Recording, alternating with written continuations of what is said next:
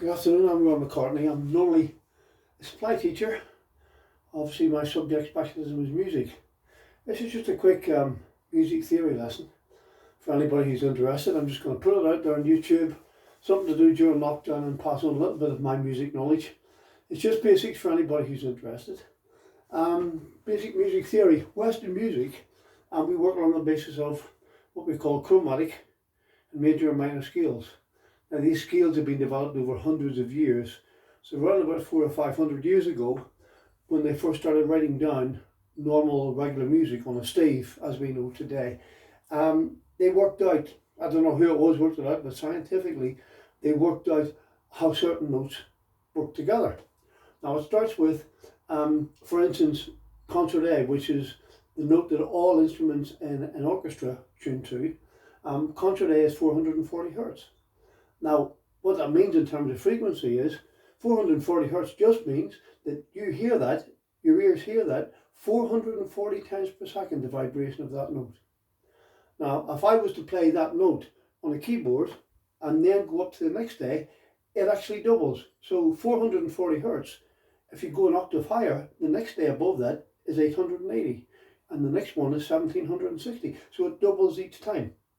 So that's how frequencies work. Now, somebody cleverly worked out that certain notes work well together. So, this is a major scale in C. We always work in C because basically C is all the white notes in the piano. It's more easy when you start off. As you get better on the piano or as you understand music theory, you can use the black notes more because then you're playing different keys. But as I say, C just uses the white notes. So C, D, E, F, G, A, B, C. Now, every single note in that major scale, that's the C major scale, every note of that scale can build chords on it. So what you then do is, you're then going C, E and G. Now those notes, if they were on a keyboard, you basically play one note, play the C, miss out the next white note, play the next one, miss out the next one, play the next one. So your hand goes into like a claw shape because you're missing out a finger and a note each time. So then you've got little finger, big finger and thumb that would normally play a chord. And that's how it works.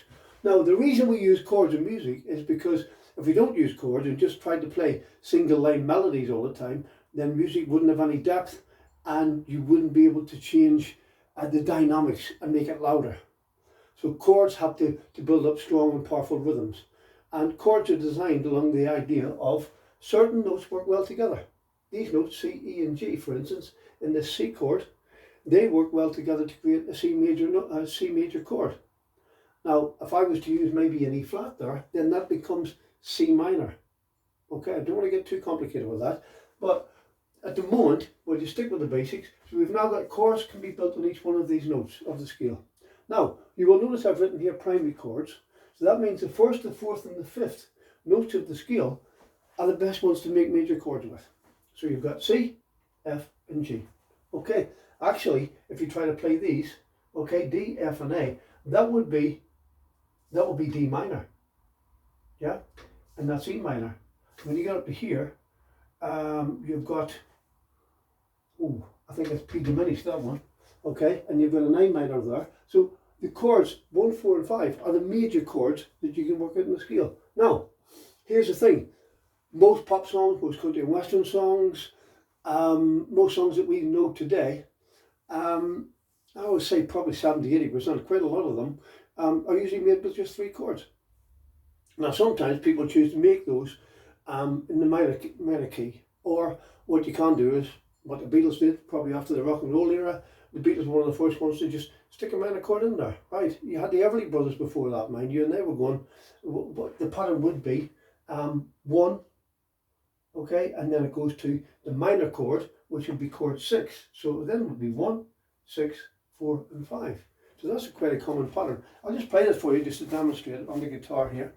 Okay, if I was to play it, you'll recognise the pattern straight away because all the old 50s and 60s pop tunes, when you stick a minor chord in for love songs, you would start with, say, there's G, and then it goes to E minor, C, D, and you get things like dream, dream, dream, dream, dream, dream, dream, dream, when I'm on you, in my arms. It goes chord 1, chord 6, chord 4 and 5. Now you'll say, that's in G, but I've actually written in C here. It doesn't matter. Whatever note you start your scale on, okay, the chords are relative to that one. If I was to play that one in G, then I'm going G, A, B, C, D, E, F, G.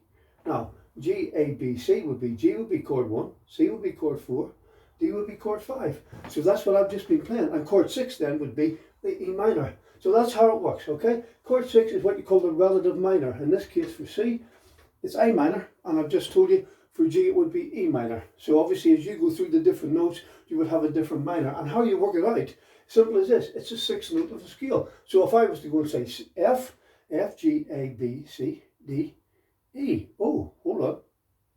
Gone too far there, haven't I? F, G, A, B, C, D. Okay, D minor. D minor is the relative minor of F. So as you work it through, you just count them up. Six notes forward, the 6th note of the scale would be the minor. You will notice here I've got chords 2, 3 and 7, and they're used for embellishments. I haven't had enough room to put them on that board there, but embellishments would be things like for jazz chords, jazz music. So it's people being clever. They've got the basics, they play the basic stuff, and they think, oh, what if I put maybe a chord 2 in there, or a chord 7, you know, if you do stuff like that, you're then putting extra fancy notes in. Okay, now I'm going to move over here, so I'm going to move the camera just slightly. Moving the camera just slightly here. And there we go. I've now got scale notes. Every single note of your scale has a name. So whatever key your music's in, it doesn't matter. The first note is always a tonic. The second note is called the supertonic. Third one is called the mediant. Fourth is called the subdominant. And the fifth is called the dominant. So in this case, if I was to play music in the key of C, the dominant note in that scale would be G. And the subdominant would be F. And you find as you're playing the music, you would probably, when you're playing melodies, you want to go to the next chord F or the next chord G, which is, as I say, are the primary chords.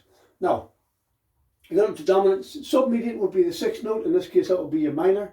The leading note means the 7th note of the scale is always leading to the octave, going to the note above again, okay? So when you go into the leading note, you know that the next note, in order to resolve, if you're playing that note and you think, now how do I finish this? To make it sound finished, you then go back, usually, to the dominant, to the tonic.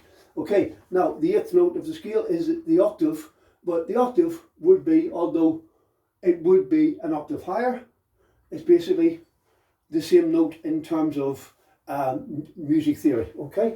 Right, 12 bar blues in G. Now what this means is, 12 bar blues was a pattern worked out in the old days, and I'm talking about probably pre-1900. There were a lot of itinerant guitarists running around after the Civil War in America. So loads of black guys who couldn't get work because obviously the black people were discriminated against. So what they then did was they would be trying to make money, trying to make a living just playing music on the streets. Most of the songs were sad, usually about a family breaking up or people being killed, because there were very difficult times that people lived in. So somebody worked out one day that these guys were playing these songs to a pattern. And the pattern was actually 12 repetitive bars. So what happens is, you've got bars of music here in G. I've got the blues in G. I've then got a pattern of 16 times you would play the G chord, then 8 times playing the C, 8 times playing the G, 4 times the D, 4 times the C, and 8 times playing the G again. And that pattern is your basic 12 bar blues. Now, from the 1950s, from the rock and roll, that was varied because what they did was they used the old blues, 12 bar style, and they speeded it up for rock and roll. But the basic pattern has been used for years and years. I'll give you this one in G. Each of those strokes, by the way, represents a guitar beat, up or down, okay? So that's 4 beats. It's in 4/4 time, okay, just like this. 4 beats to the bar.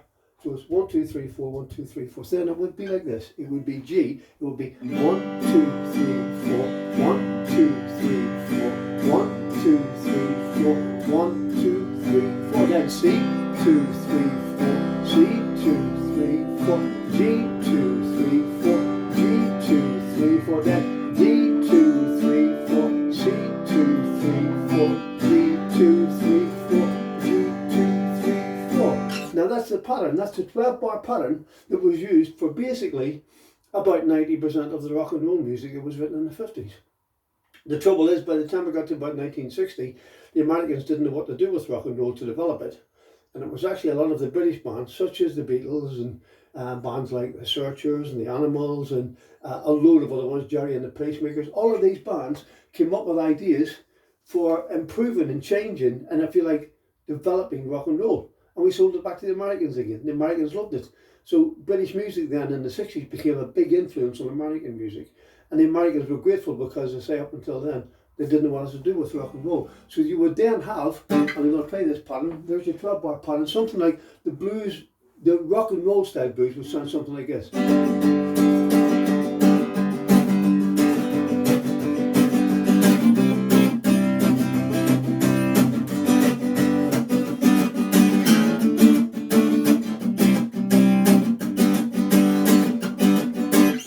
More or less the pattern of that. Okay, that's just a little bit of basic music theory, like I say, and I hope it's useful to somebody. So thank you very much for listening.